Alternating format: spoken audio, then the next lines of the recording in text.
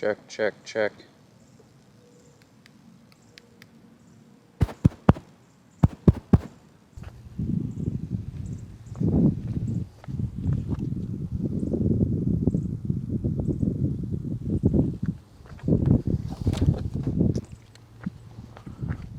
One, two, 1, 2.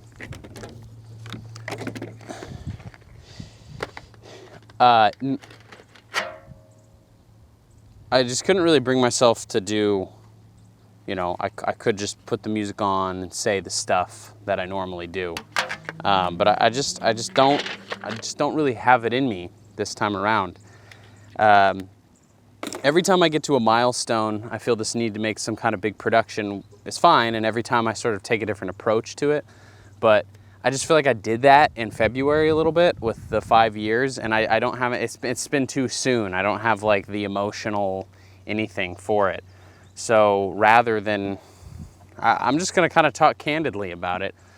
I figured when I think about what it is that this project, like two things in the world that I think of most when I think about the dailies, it's Chipotle from the early days. It's kind of all I ate when I first got started.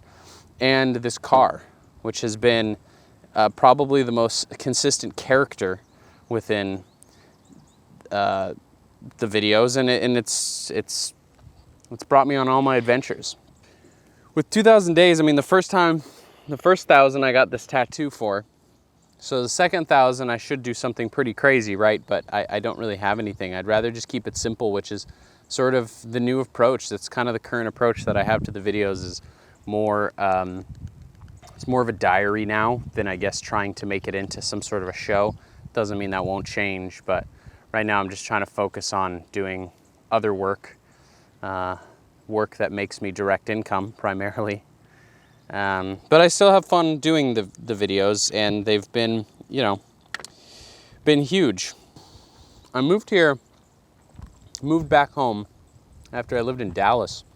I was working a bunch of sales jobs, like phone sales jobs, terrible. I was very depressed, very overweight, very sad.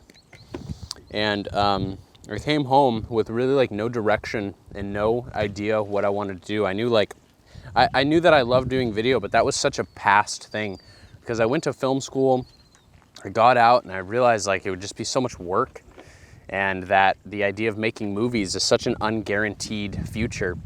And that bums you out, as a young student, because there's so much, you go along with your peers, and your peers graduate college and they immediately go into fields or jobs.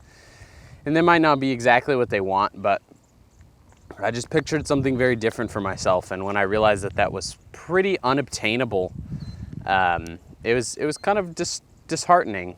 So when I came to New Hampshire, I was in a position in my life where I was really clean slate. I had literally nothing to lose. I had nothing to my name. I was in debt. I was just in a bad spot.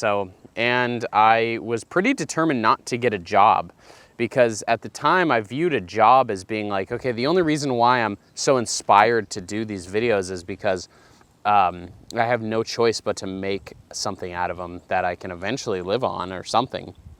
And if I get a job, it's too easy to get complacent.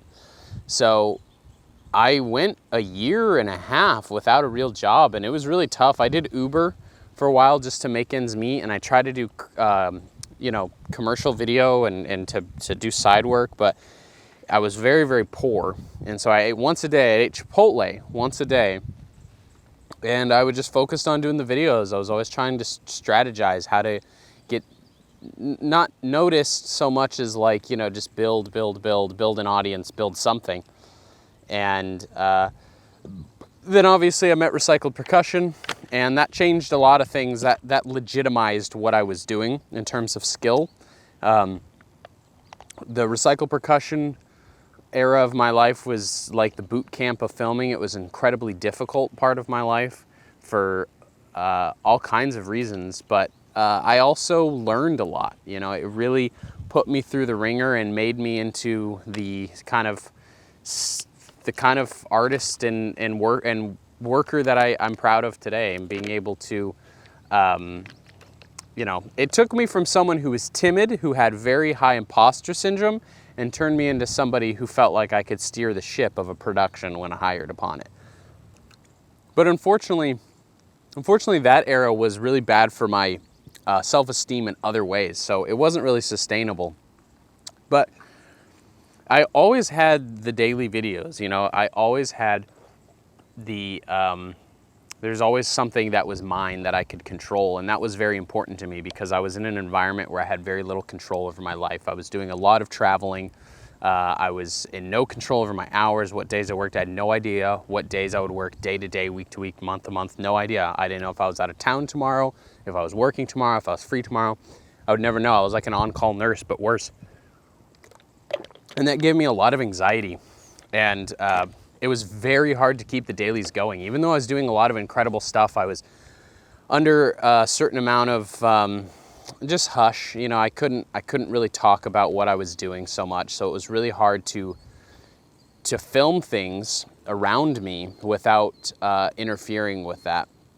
So for the most part, I just filmed like my feet and things like that. And so that was kind of this era where it was like one-shot videos, and it was really difficult. But again, I still had control over it, and I think that's been the most important thing, is that I always have control. And I know I've said in previous videos that my day, the quality of my day and the way I reflect on it is very specific to how I feel I did on the video. So if I'm producing nothing but bad dailies for a very long time, I start to feel really bad, unless there's something else in my life to focus on. And then I met Sam, and Caden happened, and that was an incredible chapter. I mean, the last year of my life has been the most transformative experience of my life. But my biggest fear was that I would give up the daily videos once I had a kid. I was really terrified of that, because to put it in a way, this streak, this video everyday thing is a child of mine. I mean, it's a 5-year-old son at this point. And obviously it's very important to me, and quitting it would be, there would be a mourning process over it for sure, because even though I hate it, I really do. Like, it is the chains wrapped around my wrists. Those chains keep me like structured, and they keep me from ever being impulsive and getting depressed. It just keeps me going. It keeps me like rigid to a path. But it also, it's an important reminder that like I have something that no one can take away from me, which is a passion and a skill. And so no matter how bad my life gets, I'll always be able to, pick up a camera and do something with it, and upload something, and communicate some sort of emotion or thought. And I think that's invaluable. I'm also in a weird spot where it's like day 2000, it kind of feels like your 10th anniversary with your wife or something, It's like, hey, I love you, but I don't know, don't you just want to sit on the couch and read a book? That's how I feel right now with this video. I don't really have any specific plans with what I'm gonna do with this project. It's just an ever-evolving beast.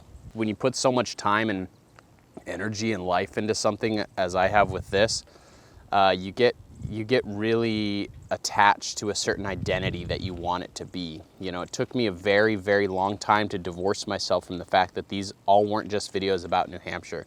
That was very difficult. And it's a process that I'm still sort of going through, but much less so now. And now I'm sort of going through the process of allowing myself to say that these all don't have to be fully formed videos. I have to really think creatively. I can't just do the same video for the rest of my life, which is what I've done a lot of. I've done a lot of the same music and hip chill hop and the cuts and all that, and I still enjoy it, but every day doesn't need to be that. I like to include more of sort of my skills and my as little snapshots at points of my life, because ultimately this whole project has become less valuable to me as some sort of grand showcase of my portfolio, but more important to me in terms of a archive of my life through something that I love to do anyways. As always, shout out to all you viewers. I appreciate all of you. Something that would be mega helpful, I ask for this all the time and I get it. I never comment on videos either. But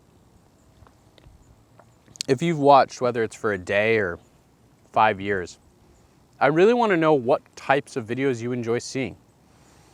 Just because it's nice to know that when I post something, that there's somebody who's enjoying it, I guess. So I don't feel, sometimes I feel, I guess, embarrassed when I feel like I'm taking a very left turn with the streak. It's just like when you're a teenager, you know, it takes a long time to not be self-conscious, and in some ways the daily project is still only in its, you know, infancy. So I really do plan to do it for the rest of my life. That's the goal, at least, until something stops me that I have absolutely no control over. But until that day, video every day, baby.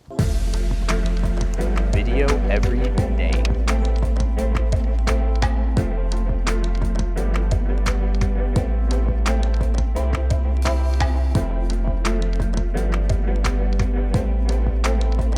Five years just flies by. Hang up. Hold up. Hold up. Hold up. Ready?